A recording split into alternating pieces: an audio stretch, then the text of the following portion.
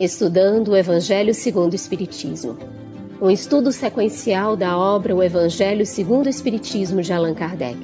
Essa é a nossa forma de transmitir esperança, conhecimento e alegria.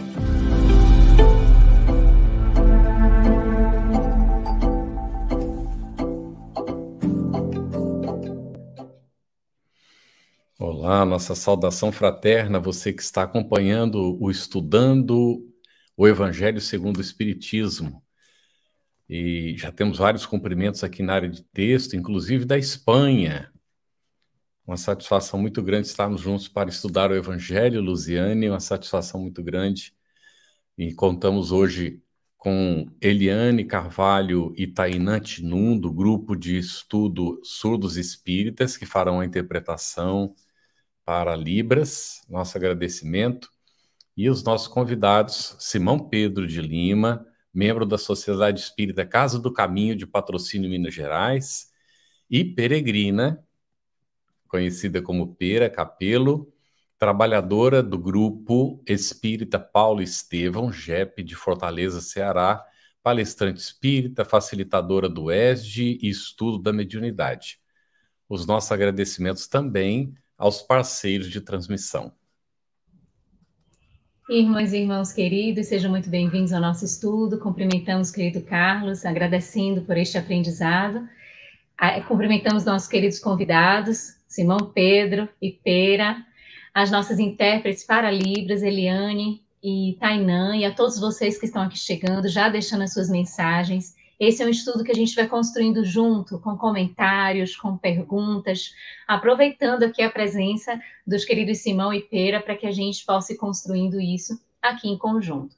Vamos dar continuidade ao estudo, nós estamos no capítulo 5º do Evangelho segundo o Espiritismo, Instruções dos Espíritos, e os títulos para hoje: Perda de pessoas amadas, mortes prematuras, se fosse um homem de bem, teria morrido. São textos significativos que trazem reflexões profundas e que nos tocam emocionalmente também. E a gente vai começar aqui essa primeira Instruções dos Espíritos, do item 21, trazendo uma pergunta para o Simão, na verdade, pedindo a ele para que ele comente um trecho que está aqui no Evangelho. O trecho diz assim, nesse item 21.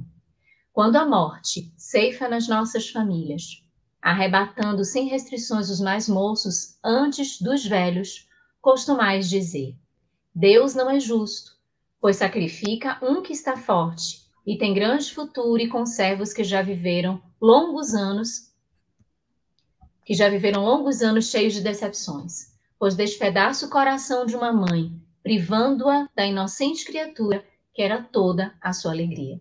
Comenta pra gente, Simão, por favor, esse trecho.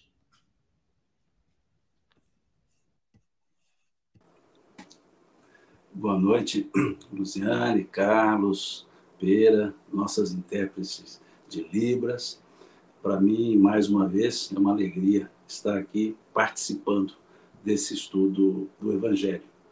Então, muito obrigado pela cordialidade com a qual vocês sempre me recebem aqui nesse estudo, e boa noite às pessoas que estão nos acompanhando aqui hoje. À primeira vista, essa frase, ela é de fato algo que nos leva a pensar e nos dá um senso de aparente injustiça. Eu uso a palavra aparente porque é preciso que nós entendamos alguns conceitos para podermos entender essa contradição entre uma bondade de Deus e uma tristeza, entre aspas, aparentemente provocada por ele. É preciso que nós percebamos que Deus, ele é justo. A justiça de Deus é bondosa. A bondade de Deus é justa. Então, esse elemento é importante porque Deus, ele não joga dados, Deus não faz escolhas, ele tem as leis por ele criadas que regulam toda a atividade, seja ela material ou seja ela uma atividade intencional da pessoa, do ser humano. Então, todas as atividades existem leis que regulam pelo aspecto da consequência, pelo aspecto da geração da consequência, ou seja, da causa. E um ponto a se observar que faz parte da justiça de Deus é o que nós encontramos na questão 171 do Livro dos Espíritos, quando se pergunta aos benfeitores espirituais onde se fundamenta a verdade, o dogma da reencarnação. E eles respondem na justiça de Deus e na revelação, pois um bom pai sempre deixa abertas as portas para o arrependimento dos seus filhos, mostrando-nos que é preciso que entendamos primeiro o conceito de vida, que não é o mesmo conceito de encarnação. Vida e encarnação não são palavras sinônimas. A encarnação é uma etapa da vida. A encarnação é um momento, é a etapa na qual eu estou na carne, estou no mundo material. Mas vejamos o verbo, estou no mundo material. E o verbo ser deve ser aplicado a nós como essência. Somos do mundo espiritual, somos espíritos. E sendo espíritos, a vida espiritual é a vida plena, que aceita a vida material como componente da estrutura. Então, vejamos, eu sou um ser vivente, estando nascido, estando morto, no ponto de vista material. Nascimento e morte são elementos materiais. A morte, como dizem os espíritos, cessação dos órgãos físicos, a morte nos seres orgânicos, lá da questão 68, e o nascimento é justamente o início do funcionamento dos órgãos físicos. Então, são dois elementos puramente material. Nascer e morrer se antagonizam. Então, sim, o nascer e o morrer não convivem. Mas o viver, ele suplanta tanto o nascer quanto o morrer. Então, quando assim percebemos, não houve a aniquilação do jovem, não houve a aniquilação daquele pleno de vida, porque pleno de vida todos nós somos, porque somos imortais. Então, a vida abundante que Jesus a ela se refere, eu vim para que todos tenham vida e a tenham em abundância, né, que é o versículo 10 do capítulo 10 de João, é justamente nesse sentido de nos mostrar que nós somos vivos e porque somos imortais.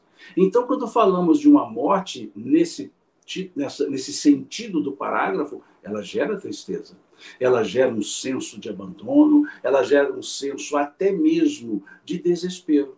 E entra, então, nesse conjunto, que é nosso e não da lei de Deus, nesse conjunto entra a ideia da injustiça. Mas não há injustiça quando olhamos agora o outro aspecto, o segundo ponto a ser pensado, a reencarnação. Qual é a finalidade de estarmos encarnados? É a questão 132 do Livro dos Espíritos. Progresso. Então, pressupõe-se que morte, por ser o único meio de voltar ao mundo espiritual, morte não é partida, morte é retorno. E a morte em questões naturais é porque já se cumpriu aquilo que se esperava para a encarnação no quesito evolução. Então, naturalmente, retorna. Nesse sentido, a morte deixa de ser punição e passa a ser merecimento. Mereço retornar, não mereço retornar. Para entendermos, basta olhar o horário de trabalho. Não posso voltar para casa antes do horário do trabalho. Senão, terei falta. Mas, terminado o horário, eu volto. A morte é esse momento do trabalhador retornar para a sua casa. E não há lugar melhor no mundo do que a nossa casa, a casa espiritual. Então, nesse retorno natural, retornam aqueles que já cumpriram a sua parte. Seria, então, um contrassenso deixar na Terra, num aspecto provacional expiatório, aquele que já cumpriu a sua tarefa. E teve o tônus vital programado para aquele período. E ali houve a cessação dos órgãos físicos. Então, quando se olha por esse prisma, não se aplaca a tristeza, mas se retira a ideia da injustiça. Muito bom, Simão. Nós temos aqui o comentário, né? E a gente não vai falar o nome da pessoa, não. Perdi meu marido há quase 1 ano, sinto um vazio muito grande. Tem um outro dizendo, perda prematura do namorado de 32 anos devido à Covid. Olha, o assunto hoje é todo voltado, né, para o esclarecimento a respeito disso. pelo que o Simão Pedro já falou, a doutrina espírita é muito consoladora, né? Fiquem acompanhando aí, atentos, não é? Se houver necessidade, podem colocar alguma pergunta. E nós vamos agora, ainda no item 21, Pera. Por que frequentemente a morte prematura é um grande benefício que Deus concede àquele que se vai? Não é ele uma vítima da fatalidade? Boa noite, meus irmãos. Boa noite, Luziane. Boa noite, Carlos, Simão, que eu estou tendo a oportunidade de conhecer hoje, compartilhar esses momentos tão espetaculares. Nossas irmãs tradutoras de Libra e todos os nossos irmãos que nos acompanham, encarnados e desencarnados. Carlos, aqui no Ceará, a gente costuma ouvir com muita frequência que a doutrina espírita é a doutrina do masoquismo, a doutrina da supervalorização do masoquismo, que o espírita gosta de sofrer. Mas a fala do Simão Pedro foi tão encantadora que nos permite, né, discorrer sobre o seguinte sentido. A doutrina espírita, ela não é uma lupa.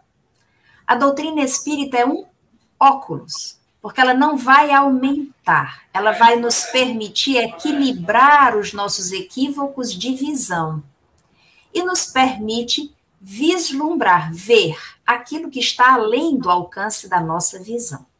Então, a justiça divina, ela escapa à nossa capacidade de compreensão. Nós não temos condição de perscrutar os desígnios do Altíssimo. A nossa capacidade cognitiva não alcança a compreensão do que é a justiça de Deus. A nossa ideia de justiça ainda é uma ideia distorcida. Quando nós imaginamos que é justiça, normalmente nós estamos atribuindo esse fato àquilo que deve ser aplicado ao erro do outro. Essa é a ideia pequena da justiça que nós temos. Então, quando você fala assim, qual é o teu conceito de justiça? Justiça é fazer o outro pagar aquilo que ele fez de errado, corrigir aquilo. Então, normalmente, nós voltamos o nosso olhar para o outro. Se nós observarmos isso um pouco mais a fundo, vamos ver que talvez esse nosso conceito de justiça seja uma máscara para o nosso ideal de vingança. Porque nós não conseguimos entender o que é essa justiça, porque o nosso olhar está sempre voltado para os equívocos do outro. E aí a doutrina espírita nos oportuniza esse óculos, que nos permite ver aquilo que nós não conseguimos ver. A justiça do divino, a justiça do Criador. Eu vou além, a justiça do Pai amoroso e bom. E esse Pai amoroso e bom, ele utiliza-se da lei do trabalho para permitir que as suas criaturas em equívoco corrijam as suas falhas, os seus equívocos, as pequenas, médias ou grandes infrações à lei divina. Então, essa é a justiça. Com que objetivo? Para que todos nós estejamos em plenitude de felicidade. Porque todas as vezes que nós nos distanciamos da lei divina, o sentimento é de tristeza, de angústia, de prisão moral, culpa. Então, a intenção de Deus é essa. Então, essa ideia da justiça nos permite observar essa frase que você citou, Carlos, por uma outra ótica.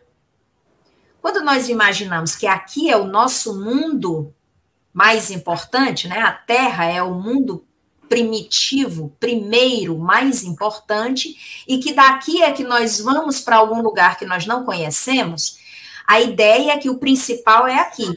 Então, aquele que é retirado daqui, que sai do nosso convívio, estaria recebendo algum castigo, porque ele deixa de compartilhar com aqueles que ama os benefícios, as benesses, os prazeres, os gozos do mundo material. A doutrina espírita vai nos chamar a atenção de observar o mundo com outro olhar. E aí não dá para a gente estudar somente uma obra em apartado das demais. Nós vamos buscar nas outras obras sempre um complemento de estudo. Simão citou aqui algumas frases do Livro dos Espíritos. Na mesma obra, o Evangelho segundo o Espiritismo, nós vamos encontrar questões como, por exemplo, o ponto de vista. Quando a gente estuda, Luiziane, o ponto de vista, exatamente essa proposta da espiritualidade para nos dizer, veja bem, enquanto olharmos a vida pelo mundo material, esse será o nosso ponto de vista. Quando tivermos a oportunidade de inverter os papéis e olhar a vida do mundo espiritual, o ponto de vista será outro. Então, do ponto de vista material, Carlos, a ideia que aquele que é contemplado, né? Ou melhor, castigado, se o ponto de vista é material, aquele que é castigado com uma morte prematura, não estaria sob a guarda da misericórdia e da bondade de Deus, porque ele foi castigado. Quando nós temos a oportunidade de, através desse olhar da doutrina espírita, mudar o ponto de vista e ver do lado de lá para cá, com a aplicação da bondade infinita e da misericórdia de Deus, vamos ver, Carlos, que isso, na verdade, é o exercício da providência divina, amparando os seus filhos, evitando que eles incorram em faltas maiores.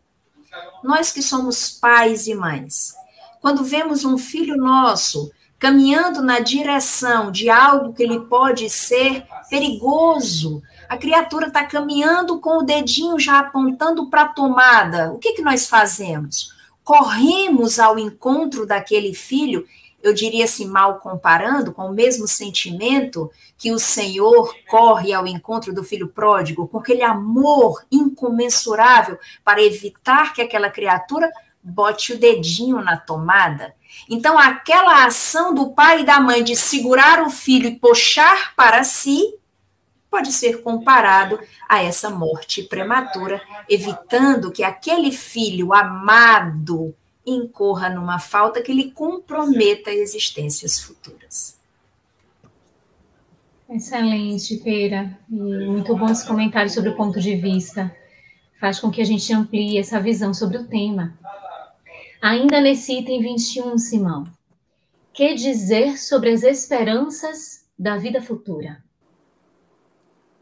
Eu achei interessante a observação feita pela Pera com relação a dizer do aspecto masoquista, né, que se muitas vezes olha o pensamento espírita e dizer que o espírita gosta de sofrer. Eu sempre digo que o espírita ele não gosta de sofrer, ele sofre com gosto. É diferente.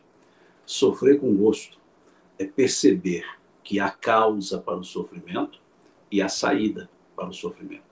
Sofrer com gosto é ter a resignação para encontrar os meios para lidar com a situação adversa até que ela possa ser resolvida. É diferente de acomodação, em que, apesar de poder ser resolvida, não se busca resolvê-la.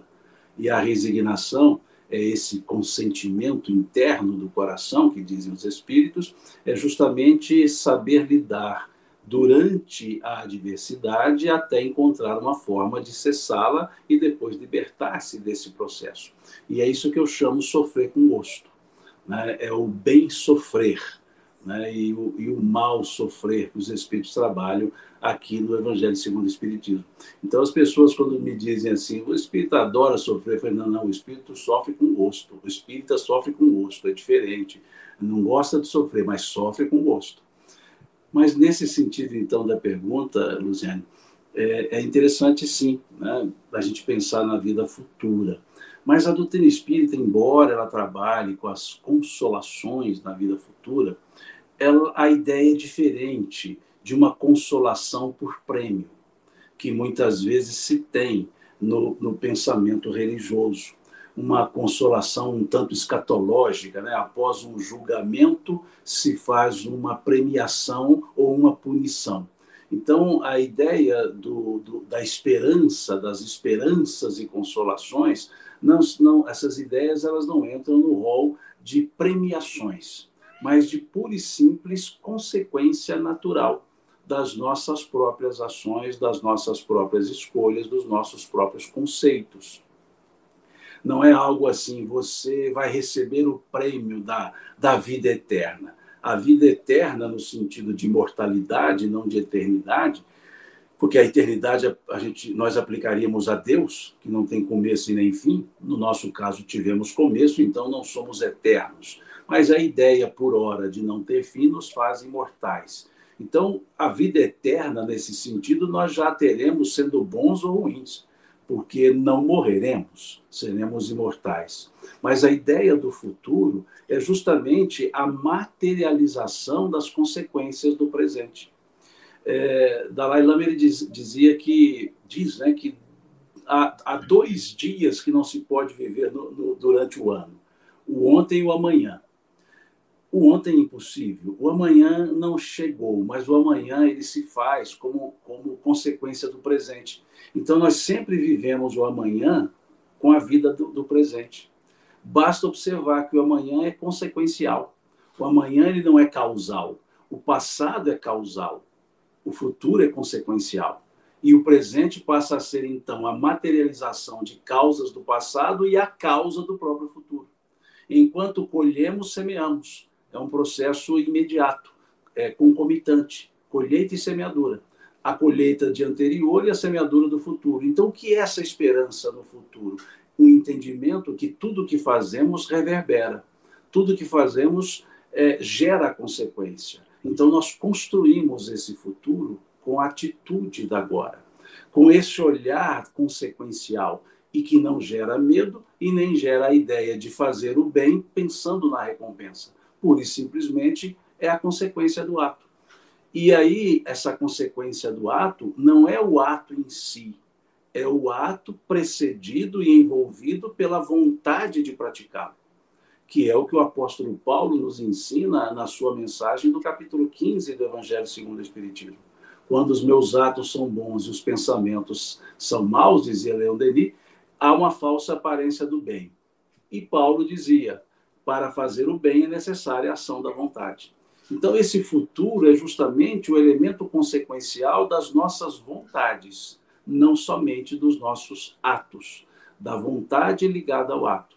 E aí nos dá o senso de maturidade, para que trabalhemos no presente com esse olhar de futuro, o olhar consequencial, não o olhar buscando premiação ou um olhar de evitação de punição. Agir no presente para evitar punição ou agir no presente esperando recompensa é um ato pura e simplesmente individualista que vai gerar a consequência de qualquer ato individualista, a frustração. Então, a esperança no futuro não é esperar o futuro, é justamente construir esse futuro pela ação do nosso presente.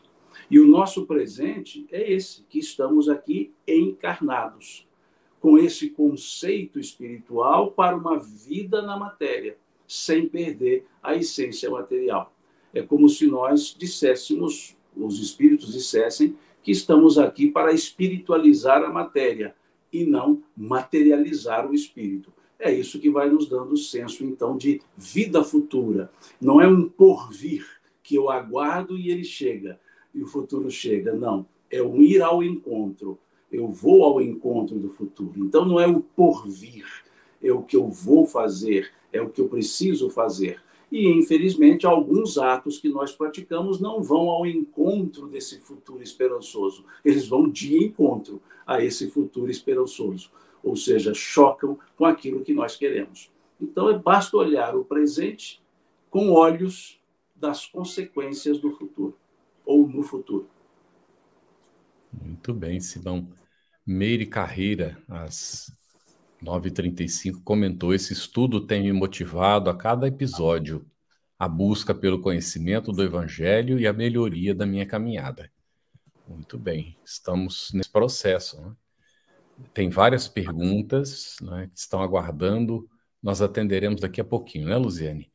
Agora, Pera, ainda finalizando o item 21, que é riquíssimo, né? Pelos comentários que vocês estão fazendo, nós estamos vendo a riqueza desse trecho do Evangelho. Finalizando esse item 21, o Sansão, que é o autor, né, da mensagem, ele anota: mães, sabei que vossos filhos bem-amados estão perto de vós. Sim, estão muito perto. Seus corpos fluídicos vos envolvem, seus pensamentos vos protegem. A lembrança que deles guardais os transporta de alegria, mas também as vossas dores desarrazoadas os afligem, porque denotam falta de fé e exprimem uma revolta contra a vontade de Deus. Poderia comentar, por gentileza? Carlos, eu queria fazer um pequeno destaque logo. Esse espírito que assina essa mensagem, ele trata, especialmente nesse ponto, ele se dirige às mães. Aqui nós poderíamos perguntar, alguns outros parentes que se sentem aflitos também com a perda de entes queridos, poderiam dizer, e nós não sofremos? Só as mães que sofrem? E aqui o destaque é o seguinte, quando esse espírito faz essa observação, mães, ele não trata especificamente da criatura que tem a condição de parir o outro, né, pelos meios fisiológicos, mas aquele que tem o sentimento maternal, que é o amor, eu diria assim, o amor mais desprendido um pouquinho da matéria do que os demais, porque nós ainda não temos ideia do que é verdadeiramente o amor. O nosso amor, ele ainda é condicionado. Mas nós já sabemos que aquele coração de mãe é o coração mais liberto do apego, né? Da posse. Mas ainda assim, muitos dos corações que trazem esse amor maternal são carregados de dores. Carregados de dores. E aí, novamente, a ideia do ponto de vista.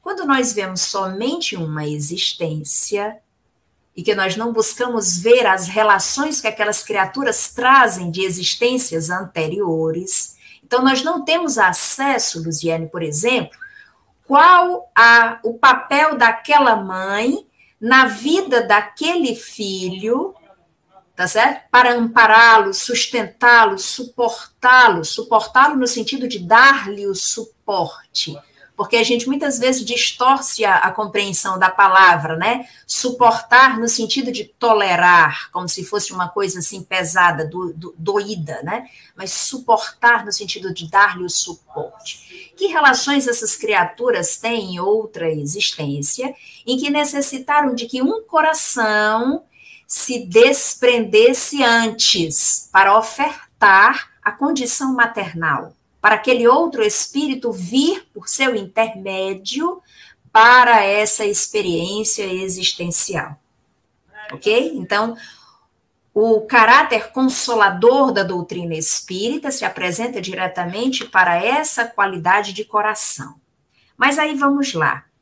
Aqui ele vai fazer duas posições. Primeiro, o Espírito vai dizer que seus filhos bem-amados estão perto de vós. Estão, sim, muito perto. Seus corpos fluídicos vos envolvem.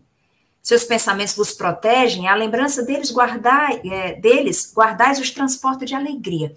Aqui o Espírito já traz uma consolação para aqueles corações maternais doloridos em dizer, seus filhos estão vivos. Seguem a vida agora na outra dimensão. Mal comparando, quantos de nós têm filhos que vão estudar em outros estados, em outras cidades, e que naquele momento há necessidade de uma separação, mas guardamos a certeza que vamos poder nos comunicar? Vamos conversar ao telefone? Carlos, eu sou de uma época que a gente, para ligar para um irmão, um parente que ia para outro estado, a gente tinha que esperar uma vez por semana, no horário que a ligação telefônica era mais barata. Hoje a gente faz uma ligação pelo WhatsApp, pelo Telegram, pelo Facebook, pelo YouTube, seja o que for, por uma rede social, na hora. Então, eu tenho uma irmã morando na Noruega, eu tenho uma sobrinha morando na Irlanda, e a gente fala com eles a qualquer momento. Então, nós podemos nos comunicar, matar a saudade, ver o rostinho daquela criatura. A criatura pega o celular e sai andando dentro de casa, mostrando a vida dela, coisa que nós não tínhamos acesso há algum tempo. Então, essa modificação, essas situações de vida que nós estamos vivendo agora, nos auxiliam a perceber o que dentro de muito pouco tempo nós teremos em contato com o mundo espiritual e que já temos. Porque muitos são os que dizem, eu não acredito na vida depois da morte, porque ninguém voltou de lá para falar. Como não? Nós temos mensagens diárias de espíritos que ultrapassaram as portas da morte, dizendo como estão lá. Obviamente, não através de celulares e de ligações telefônicas, mas através de aparelhos que são colocados pela espiritualidade à nossa disposição, chamados médiuns, né? E depois o espírito completa. Sim, eles estão lá, mas eles também sofrem com as suas dores desarrazoadas. Simão teve a oportunidade de dizer que na separação, na morte, a dor da saudade é legítima. Usou outras palavras, sim, mas até um certo ponto. Até um certo limite. E aí vou pedir a vocês permissão para dar uma olhadinha lá na questão 934 do Livro dos Espíritos, que vai dizer que essa dor da perda dos entes queridos é uma dor que é própria de todos, ricos e pobres. É uma dor que nos é verdadeira, porque todos vamos morrer um dia e alguém vai sentir dor, aquele que permanece aqui e aquele que vai. Todos sentiremos essa dor. É uma prova ou uma expiação e constitui lei para todos. Aí a questão 936 praticamente usa os mesmos termos e o mesmo exemplo. Ela pergunta, como é que as dores inconsoláveis dos que sobrevivem se refletem nos espíritos? E aí os espíritos, aqueles que se foram para o lado de lá, por quem as sofre?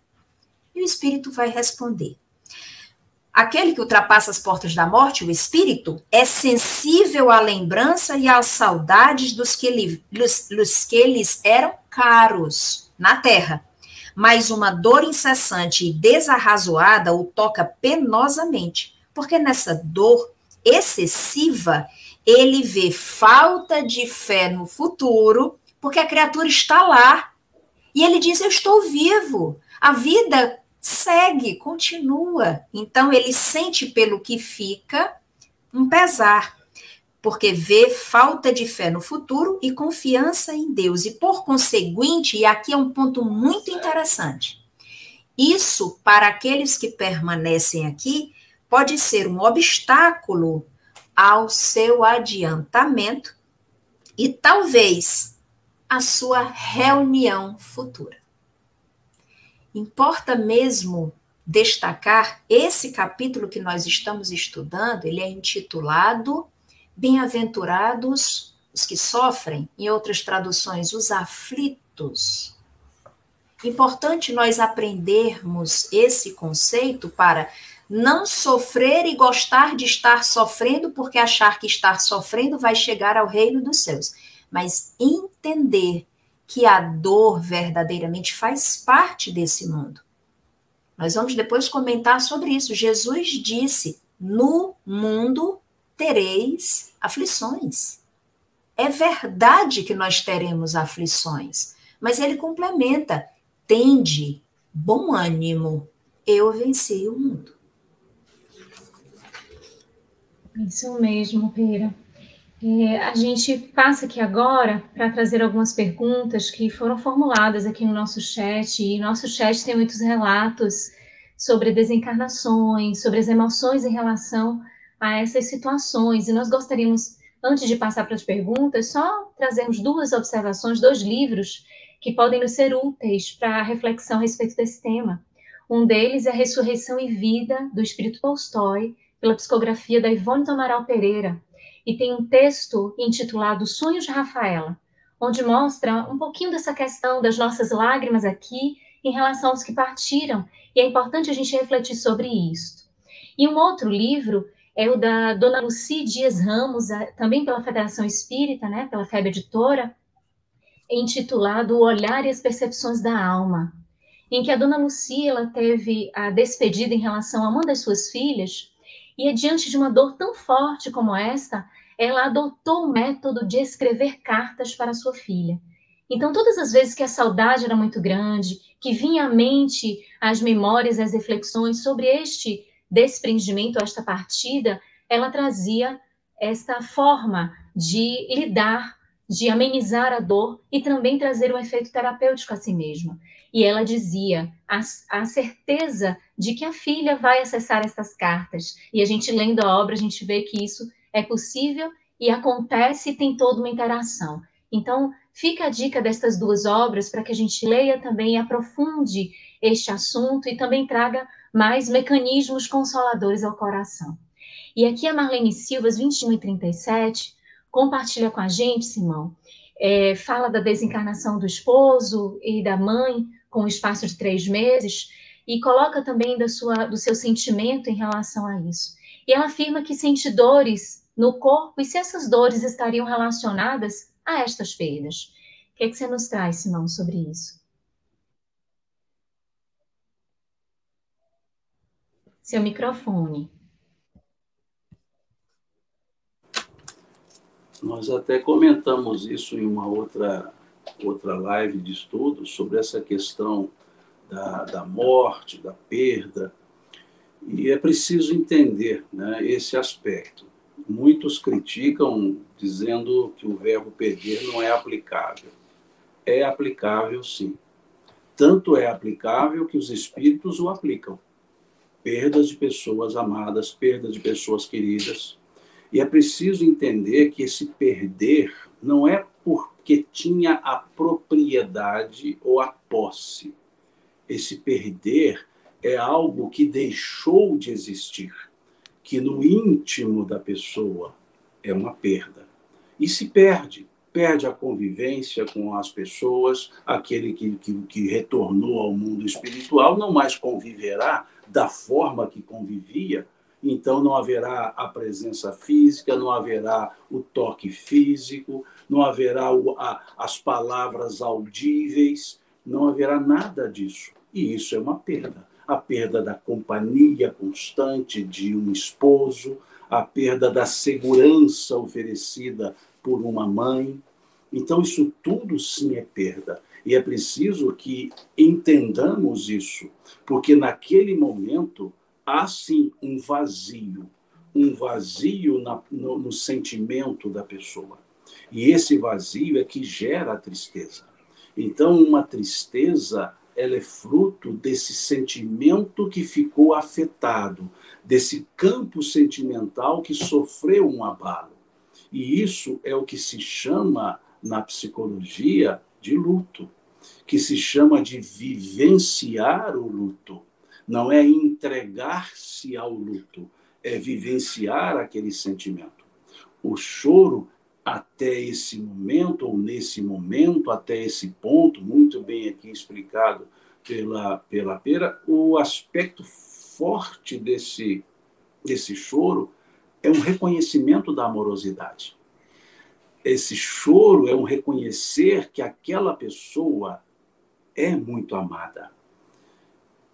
Ele não é o desespero, ele não é a revolta.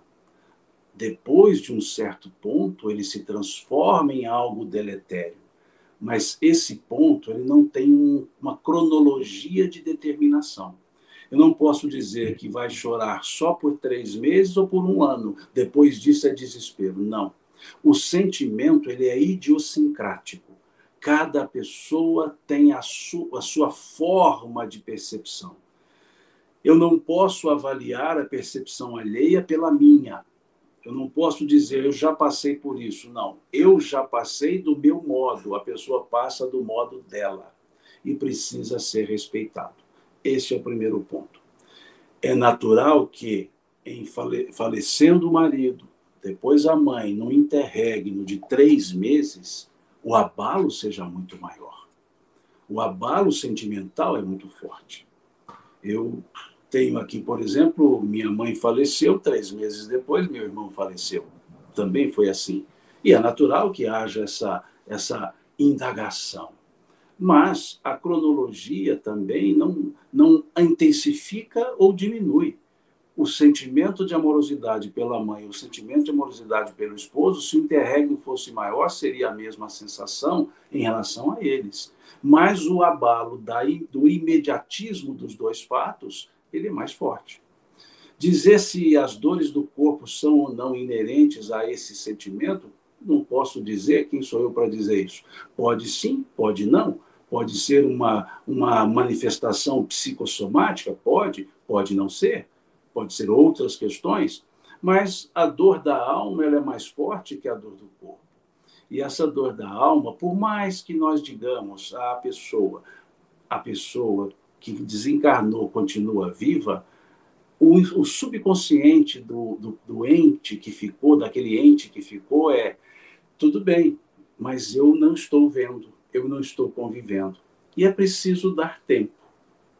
É preciso dar tempo ao tempo. Os nossos antigos diziam que o tempo é o senhor da razão. E é preciso que haja o tempo.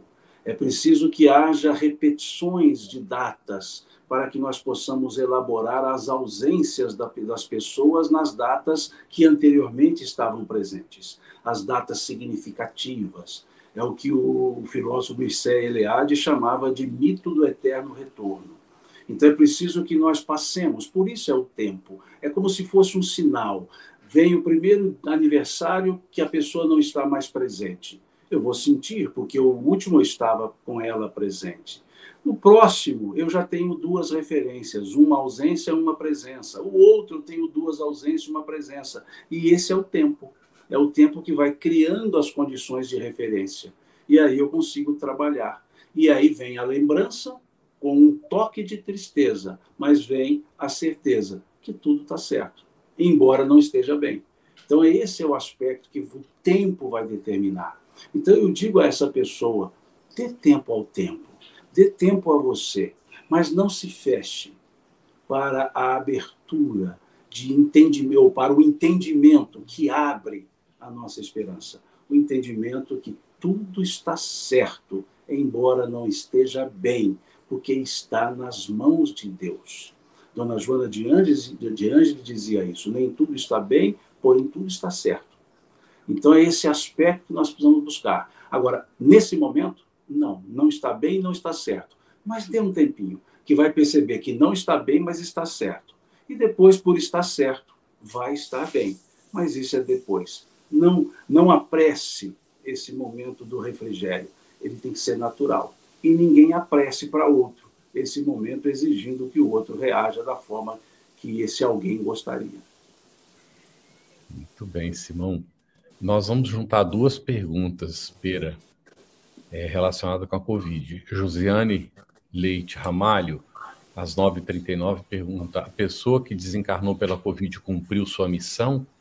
E depois, o Tiago Carlos da Silva, às 9h40, um minuto depois, ele diz assim: como se explica as mortes pela Covid diante de tanta omissão e negligência deste governo brasileiro? Meus irmãos, quando a gente estuda a doutrina espírita, inclusive buscando fazer relação com todos os temas que ela tem, nós temos a oportunidade de ampliar a nossa capacidade de compreensão. Então, primeiro tema a destacar, Covid. O que é a Covid? Precisaríamos recorrer a uma parte dos ensinamentos dos espíritos em que eles vão chamar de flagelos destruidores. Lá dentro desse tema flagelos destruidores, nós vamos encontrar uma gama quase que infinita de flagelos que assolam a humanidade, já assolaram, assolam e assolarão a humanidade e que fazem parte da lei de progresso. Importante a gente observar isso com a razão, conversando com o coração. Então, se aconteceu na humanidade, aconteceu por permissão do Altíssimo, porquanto Jesus nos diz que nenhum fio de cabelo cairá das nossas cabeças sem a permissão de nosso Pai. Nós temos uma queda de quase 150 fios de cabelo por dia. Então, sabemos que tudo que nos atinge, que chega até nós, tem a permissão de Deus. Primeiro ponto. Questão de omissões de governos ou assistências de governo são verdadeiramente relativas, até porque nós estamos. Se eu for tratar de governos, nós temos governos municipais, estaduais, federais, de um país, de vários países, e nós temos a Terra, vamos dizer, a humanidade inteira passando pela mesma situação. Não daria para a gente tratar desse ponto especificamente. Importa destacar que, se a criatura teve a oportunidade de se encontrar com essa situação, sem dúvida nenhuma, essa situação foi a oportunidade de aprendizado. Oportunidade de aprendizado para aquele que foi acometido da Covid e desencarnou. Aquele que foi acometido da Covid não desencarnou. Aqueles que não foram acometidos da Covid, mas de todos os seus efeitos dela, familiares e todas as pessoas da sua relação social. Nós temos verdadeiramente uma situação, eu diria, de aprendizado coletivo da humanidade. Oportunidade de aprendizado coletivo. Um ponto de destaque da primeira pergunta: será que ela cumpriu a sua missão? Não temos condição de responder porque não sabemos exatamente qual foi a missão para a qual ela encarnou. Qual foi a missão, efetivamente? Seria suportar o quê? E a Covid seria um instrumento disso? Não temos condição de dizer. Verdadeiramente sabemos que absolutamente nada foge ao olhar criterioso, amoroso, cuidadoso e previdente, providente do governador espiritual da Terra, que é Jesus. Absolutamente nada escapa ao seu alcance. Sabemos que aqueles que não cumprem a sua missão, não o cumprem por escolha própria, independente de terem sido acometidos por Covid, cardiopatia, suicídio, qualquer outra doença que ainda atinja a humanidade, abandono, fome ou verdadeiramente decisão. Então, é muito complicado a gente responder nesse sentido, se ela cumpriu a sua missão. Inúmeras são as criaturas que, acometidas de doenças, sejam quais forem, ou não acometidas de doenças, escolhem permanecer ou desistir. Então, não dá para a gente saber se a criatura atingiu a missão dela ou não. Verdadeiramente não. Eu tenho uma frase que me acompanha, eu não, né? Na verdade, Jesus nos entregou essa frase e ela me acompanha.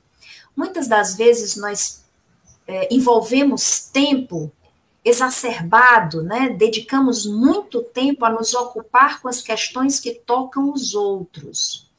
Jesus vai nos dizer: que te importa a ti? Segue-me tu. Então, se nós nos ocuparmos verdadeiramente em observar o que a Covid trouxe de ensinamento para mim. Eu fui acometido da Covid? Eu não fui acometido da Covid? Aqueles que foram, as criaturas que estão ao meu redor, efetivamente, cada uma tem a sua bagagem, tem a sua quantidade de aprendizados. Mas eu, efetivamente, o que eu aprendi com isso? Tive a oportunidade de colocar em prática os ensinamentos de Jesus. Eu os coloquei? Pensei, agi para o outro exatamente da mesma forma que eu gostaria que agissem para comigo e que pensassem para comigo? Como foi que eu me comportei nesse período? Qual é o meu critério hoje de observação das coisas? Continuo julgando? Porque Jesus disse que não devemos julgar, porque com o mesmo rigor que julgarmos, seremos julgados. Ele diz que nós precisamos fazer para os outros tudo aquilo que nós gostaríamos que fizesse para conosco. Ele nos ensinou a amparar, a acolher, a sustentar, a partir o pão. Ele foi ao encontro das criaturas, curou cegos, surdos, mudos, leprosos, paraplégicos, tetraplégicos, retirou criaturas dos túmulos, nos chama todos os momentos. A cada momento ele nos olha e diz: Lázaro, levanta-te e sai. Ele nos oferta todas as oportunidades de cura para os nossos males da alma. Como é que nós temos nos comportado com relação a isso? Todas as ofertas que Jesus nos entrega, como é que nós temos nos comportado? Então, importa verdadeiramente considerarmos que, sendo a Terra escola, estamos aqui para um determinado aprendizado. Sendo a Terra hospital de almas, estamos aqui para curar os nossos males. Sendo a Terra uma prisão, temos faltas a cumprir. Em qual dessas situações nós vamos ver a Terra, nós podemos escolher. Mas se estamos aqui, nós temos algo a cumprir aqui. Importa saber. Ouvindo Jesus falar, que te importa a ti? O outro, efetivamente. Segue-me tu. Muito bom, Peira. Simão, nós temos algumas perguntas que circulam muito em relação ao planejamento reencarnatório, a programação, se os fatos que ocasionaram as desencarnações, elas estariam sob uma programação. E aí nós destacamos uma, que é da Ângela Sancho, às 21h41, quando ela diz assim: no caso de uma fecundação in vitro bem-sucedida e um aborto espontâneo após o 3º mês de gestação, esse fato estaria previsto no planejamento reencarnatório desse espírito e dessa mãe? Em tese, sim. Porque, vejamos, esse fato especificamente, nós vamos encontrar uma analogia na questão 355 do Livro dos Espíritos, quando se pergunta se pode haver, né, uma criança que não seja viável desde o seio, desde o seu início. E eles respondem que assim Deus permite como prova, ou para o próprio espírito, ou para os pais, né? Ela usa o termo mãe pela relação mais efetiva da questão gestacional. Mas ali eles colocam prova. Então, vejamos, se nós olharmos a questão 258 do Livro dos Espíritos, nós veremos sobre a escolha das provas, quando se pergunta se o espírito tem consciência daquilo que lhe sucederá na vida corpórea. E os espíritos respondem que sim, pois ele mesmo escolhe o gênero de provas. Depois nós temos a questão seguinte, a 259, quando se pergunta se tudo que nos acontece na vida corpórea foi por nós escolhido. Os espíritos respondem que tudo não seria a palavra, porque nós escolhemos os grandes acontecimentos, aqueles que podem ser determinantes na vida moral. E essa resposta ela é corroborada pela resposta dada à questão 859, quando vai falar do determinismo, quando vai falar da fatalidade. Então, ali, mais uma vez, na questão 859, eles vão dizer que, nesse sentido, faz parte da escolha das provas, porque se trata de um acontecimento que pode interferir na vida moral, ou seja, na evolução daquela pessoa. Evolução, nesse exemplo trazido, nesse fato trazido pela mãe. Evolução no aspecto de prova para a mãe, para o pai ou para o próprio espírito. Pode também ser não só o aspecto prova no sentido que muitas pessoas utilizam como se fosse algo penoso. Pode ser um aspecto de prova também, mas no sentido de uma escolha feita pelo conjunto, ou seja, pais e o espírito reencarnante, em recebê-lo já sabendo que ele não permaneceria por muito tempo ali no processo gestacional. E mesmo assim, os pais aceitaram levar essa prova, ou seja, serem esses instrumentos que possibilitassem a esse espírito um tempo de gestação. Porque é importante a gestação para o espírito? Sim. Dizem os espíritos, aí podemos olhar a questão 358, a própria questão 351, que inaugura os assuntos sobre aborto, né? A 351 é que trata efetivamente da inaplicabilidade do aborto, e depois vem uma sequência de perguntas que vai até a 358, trabalhando justamente essa ideia. Então, nesse exemplo, a gente percebe uma busca da maternidade, paternidade, fecundação in vitro, a não viabilidade natural da continuidade gestacional, sem nenhuma ação promovida pelos pais. Então, por esse conjunto, pode-se levar à ideia que faz parte das provas dos 3 ou dos 4 irmãos que também ali da família, a família e o reencarnante. Prova nesse aspecto. E pode ser que para o espírito seja o necessário que ele precisava daquele tempo e os pais se colocaram à disposição. Pode ser espírito nem conhecido dos pais, apenas um ato de amorosidade para acolhê-lo num processo gestacional e depois não ser viável. Pode ser um conhecido espírito que precisou desse tempo. Então, são tantas as possibilidades que não dá para dizer é e não é. Por isso, disse no início, em tese, pela forma que foi construída a explicação do fato, em tese, é um campo provacional. E como se leva esse campo provacional? Com a resignação. Então não devo tentar nova gravidez? É liberdade de cada casal, se tenta ou não tenta, fica a critério deles. Mas que essa situação ela é uma situação de aprendizado, não há dúvida nenhuma, tanto para um como para outro, ou seja, para a família ou para o espírito.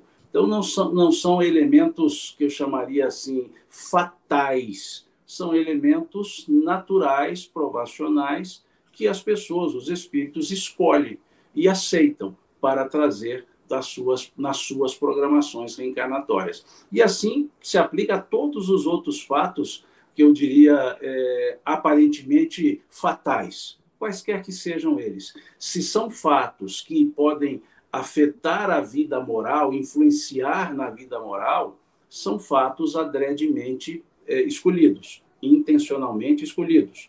Se são fatos que não trazem esse elemento de uma grande mudança na estrutura de vida moral, são frutos do nosso livre-arbítrio relativo aqui na Terra, que é o que acrescenta na questão 259, quando diz que os fatos comezinhos da vida são frutos do livre-arbítrio. Então, muitas vezes, e aí precisamos buscar uma outra questão, a 856, para outros casos, não esse da pergunta só, como você disse que há outras nesse sentido da fatalidade. Se olharmos a questão 856, nós veremos que o gênero de vida escolhido leva a um gênero de morte. Então, dependendo do gênero de vida, eu estou exposto a determinados gêneros de acontecimentos que podem me levar pode levar à morte física ou não. E que, se olharmos a questão 851, nós vamos ver que fatalidade, os espíritos dizem que é só o momento da morte. O único elemento que pode se dizer fatalidade é o momento da morte. E eles corroboram isso na questão 859. Então, esse sentido é importante observar. Aí se aplica aspas, acidentes, salvo os acidentes provocados por negligência, imprudência, imperícia, que aí não é acidente, a questão de balas perdidas, a questão de abortos espontâneos e várias outras questões que nós queremos colocar num campo de determinismo e está num campo provacional ou no campo de uma escolha. Lembrando que o gênero de vida contribui para o gênero de morte. É isso que os espíritos explicam lá na questão 856 do Livro dos Espíritos. Muito bem, Simão. Isso abrangeu várias perguntas. Nós temos muitas perguntas. São 16 perguntas pendentes ainda só do público hoje. Então, nós não vamos entrar no assunto que está previsto. Se fosse um homem de bem, teria morrido hoje, não é? E vamos pedir, se for possível, que a gente consiga ser, assim, tanto quanto possível, pontual na resposta, para ver se a gente alcança o máximo possível aqui. Nós vamos juntar 4 perguntas relacionadas com suicídio. A Clélia Zanin, ela disse, mesmo com suicídio, fica fora de contexto, mas se a gente ligar com a da Rafaela Loiacone, o assunto abordado hoje inclui suicídio? Acredito que a outra pergunta está relacionada com isso. O assunto de hoje inclui suicídio? E a Jane Garcia, logo em seguida, 9h41, meu filho era espírita, temente a Deus, e tirou a própria vida por estar com esquizofrenia. O que vai acontecer com ele? Caso de suicídio. Mais adiante, nós vamos lá adiante, que tem outra questão sobre suicídio. Só um minutinho. Aqui, olha, Jane Garcia, às 10h22 já. Por favor, meu filho tirou a vida por problemas mentais. O que acontece com o espírito dele? A mesma pergunta anterior, não é lá atrás. E deixa eu ver se tinha outra sobre suicídio ainda aqui. Nossa, só um segundinho. A Jane Carlos colocou mais de uma vez, tá? Às vezes se repete aqui. Tá bem. Então, é isso aí. Sobre o suicídio, acho que alcança todas elas. Pode ser, Pera? Pode, meu irmão. Eu não vou dizer que vai tocar exatamente o ponto das mortes prematuras, porque aqui existe duas situações pontuais. O que nós estamos tratando com mortes prematuras seriam a providência divina, retirando da vida material um espírito, prevenindo ações futuras que só o mais alto conhece. Isso aqui é uma situação. Suicídio, seja ele o suicídio consciente, e em muitos dos casos o suicídio inconsciente, nós temos inúmeras situações de suicídio inconsciente.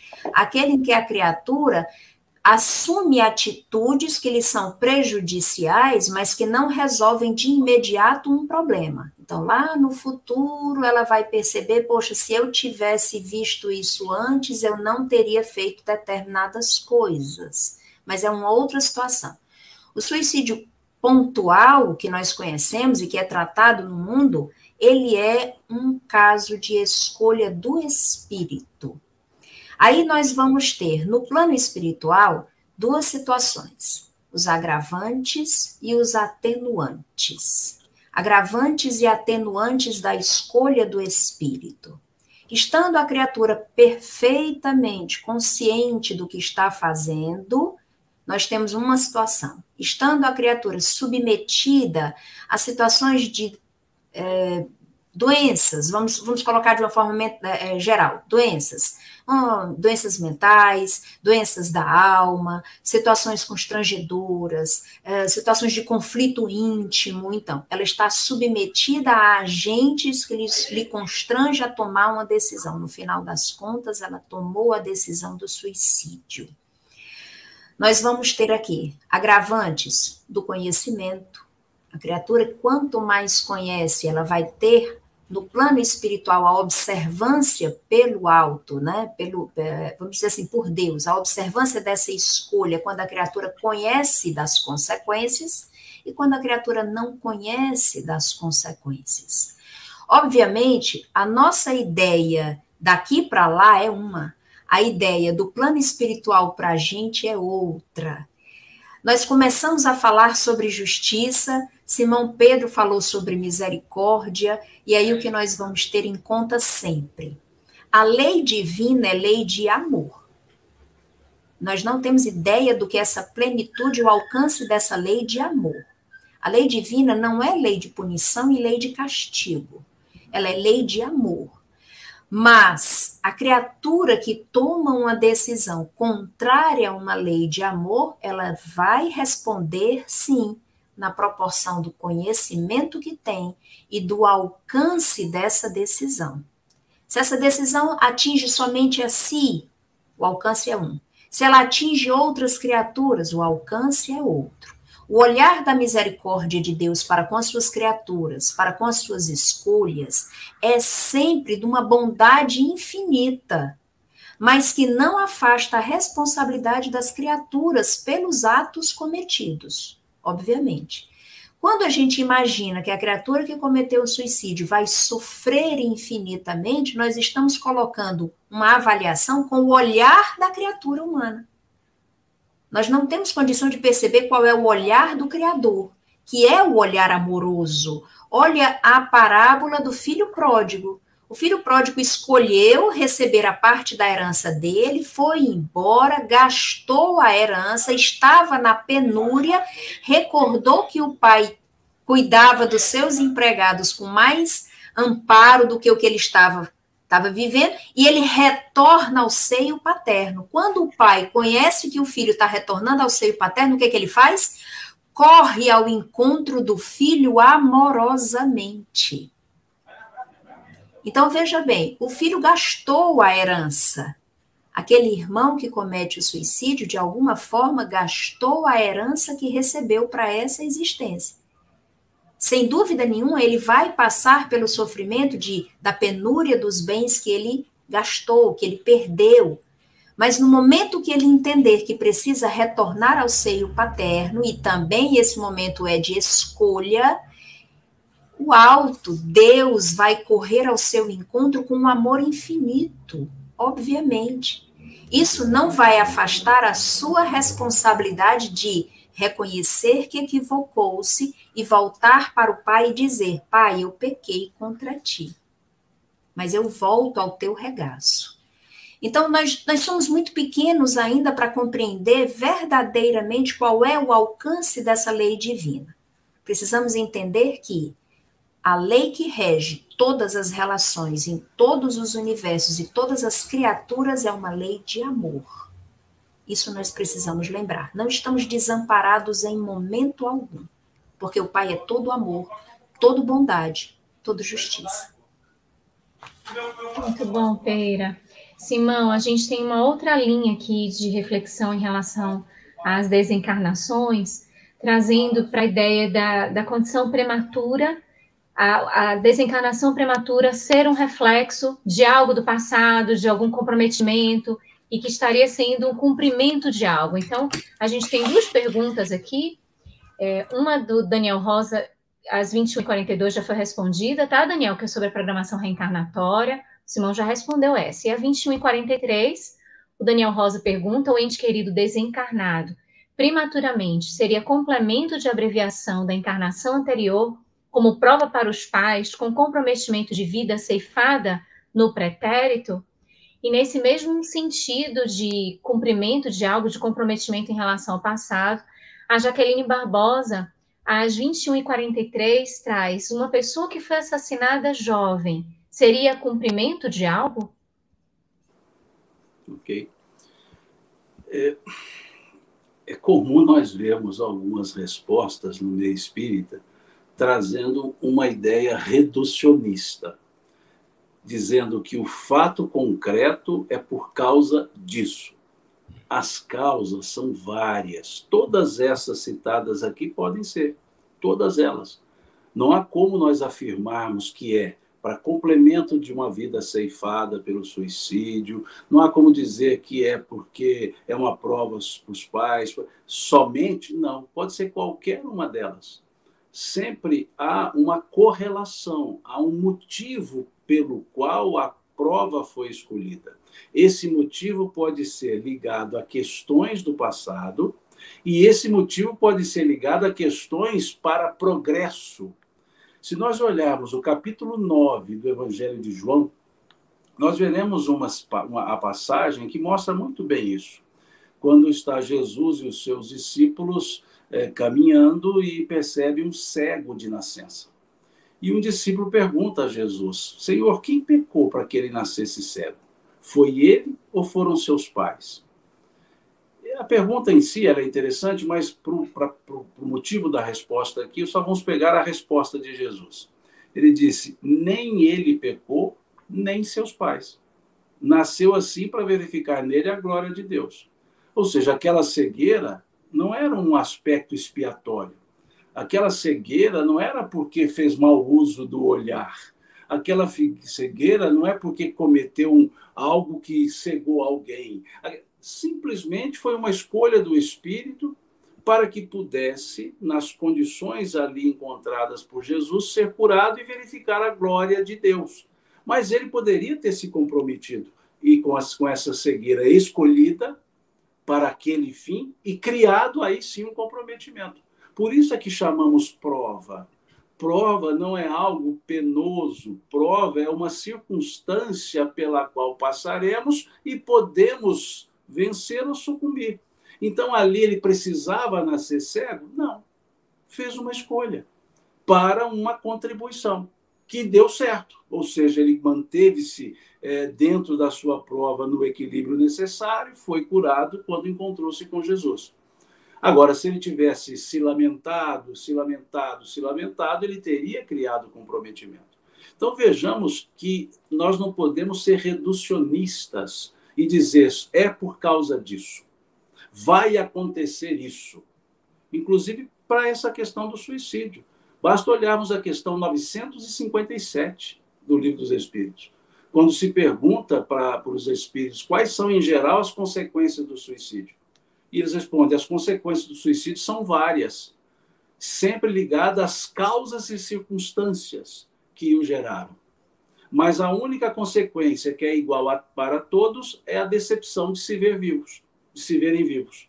Então veja que aí vem um grupo de espíritas dizendo vai sofrer isso, isso, isso, isso. Os espíritos não disseram isso. Eles disseram que tudo dependeria das causas e das circunstâncias. E aqui nós vimos circunstâncias que não são deliberadas. Uma pessoa num processo de crise esquizofrênica, ela não delibera com plena consciência da razão.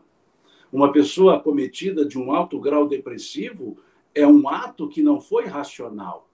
Então, há circunstâncias atenuantes. E isso está também no artigo 11 do capítulo 7 do Código Penal da Vida Futura, lá no Céu e Inferno, dizendo que uma mesma falta praticada por pessoas diferentes tem expiações diferentes em função da agravante ou da atenuante que gerou o fato. Então, é preciso perceber esses aspectos para não cairmos nos reducionismos, e tanto de causas como de consequências. Porque há reducionismo para as consequências, e no caso da pergunta feita, reducionismo para a causa. Então, todas as possibilidades causais colocadas nas perguntas podem ser, sim, motivos para o fato concreto. Então, não podemos reduzir a um só motivo. Muito bom, Simão. O nosso tempo, infelizmente, termina, né, Luziane? Então, eu vou só fazer um arrazoado rápido aqui, porque tem algumas coisas que já estão praticamente encaminhadas. E então, a Jaqueline Barbosa colocou uma pessoa que foi assassinada jovem seria cumprimento de algo, já foi respondido agora, né? Com o que o Simão Pedro colocou. A Selva Brasileiro, o sofrer com gosto é por saber que tem por quê e um para quê, seria isso resignação? Sim, Selva, é justamente o que o Simão Pedro explicou. Esse resumo que você fez está corretíssimo, não é, Simão? Sim, não, é um aspecto resignatório. Isso aí, né? A Fátima Serrano, qual o limite dessa dor? Fátima, pelo que foi comentado aqui hoje pelos dois, Deus não coloca uma cruz mais pesada do que a gente pode carregar, como está, não é explicado no Evangelho.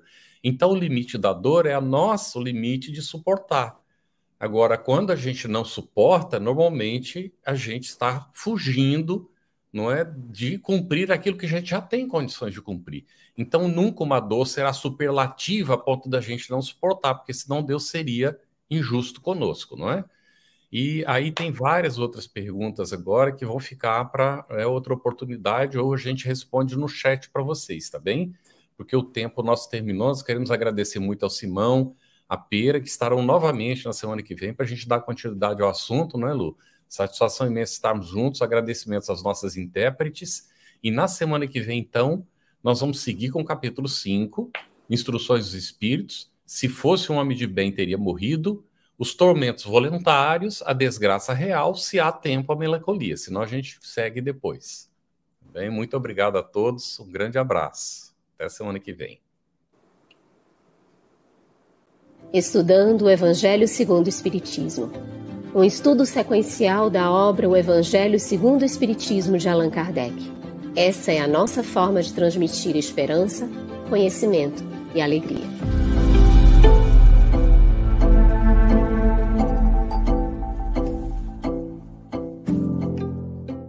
Aproveitando a minha expressão de gratidão, dizer que tu continues a participar, colaborando tanto quanto possível, para que esta proposta de amor e de paz continue a celebrar a vida por mais longos anos, porque a necessidade do mundo é impiedosa, crescente.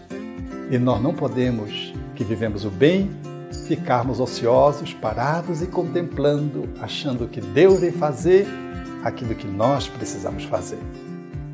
Minha gratidão, o meu abraço e o meu terno convite para que continuamos juntos com a FEB TV no ar, brilhando luz.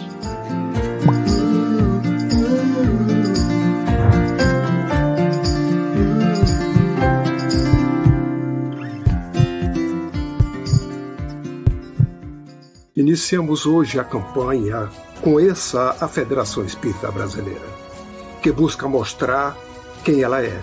O trabalho realizado por meio desta instituição centenária, trazendo você para dentro da nossa casa. Como surgiu a Federação Espírita Brasileira? De Augusto Elias, o seu fundador, aos dias de hoje, o que ocorreu? quem foram e quem são os vultos que fizeram e fazem parte desta história. Qual a relação de nomes como Chico Xavier, Bezerra de Menezes, Ivone Pereira com esta instituição? Qual a sua missão? Como ela atua na formação do homem de bem? Apresentaremos a Federação Espírita Brasileira em formato dinâmico com vídeos, depoimentos, postagens históricas, áudios. Conheça e faça parte desta família.